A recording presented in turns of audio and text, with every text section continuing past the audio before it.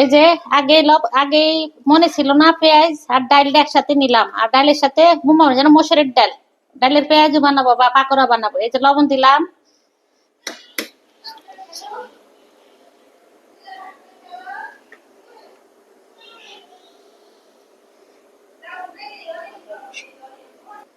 আগে রসুন দিছি এই একটার সাথে, তাও মন নাই।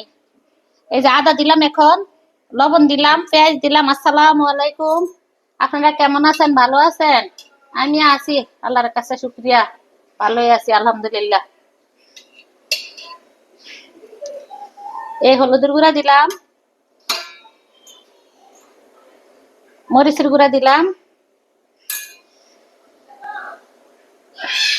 জিরা ধনিয়ার গুঁড়া দিলাম।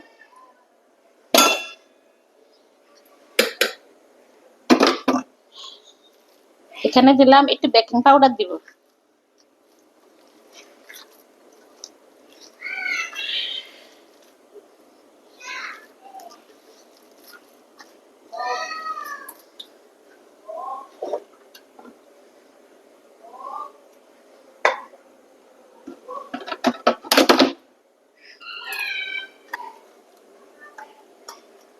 এই যে বেকিং পাউডার দিলাম।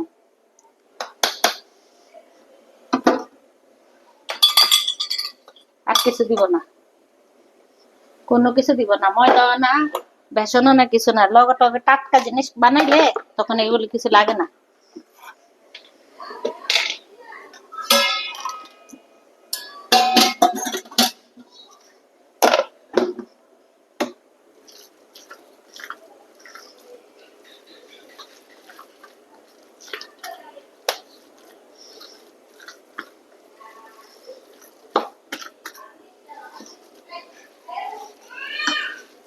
আপনারা আমার সাথেই থাকেন, আমি পেঁয়াজ বানাইতে থাকি বা পাকোড়া বানাইতে থাকি, আপনারা দেখেন।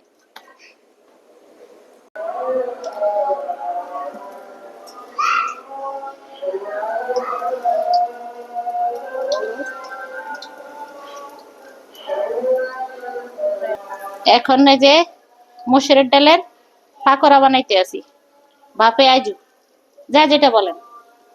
মসুরের ডালের সাথে কিচ্ছু দিই না আমি, এই মানে ওই যে বেসন ময়দা এগুলো কিছু দিই না।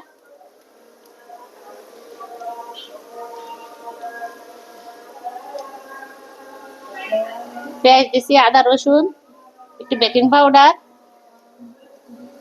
জিরা গুঁড়া, ধনিয়ার গুঁড়া, হলুদের গুঁড়া, মরিচের গুঁড়া।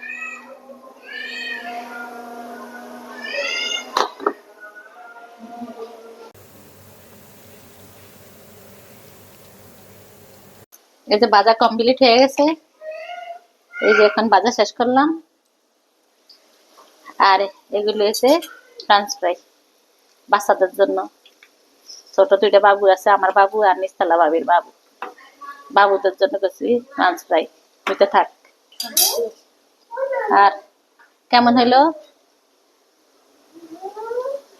সবাই কমেন্টের মাধ্যমে জানাবেন। আর সবাই ভালো থাকবেন, লাইক কমেন্ট শেয়ার সাবস্ক্রাইব সবকিছু করে দিয়ে আমার পাশে থাকবেন। সবাই ভালো থাকবেন, সুস্থ থাকবেন। আল্লাহ হাফেজ।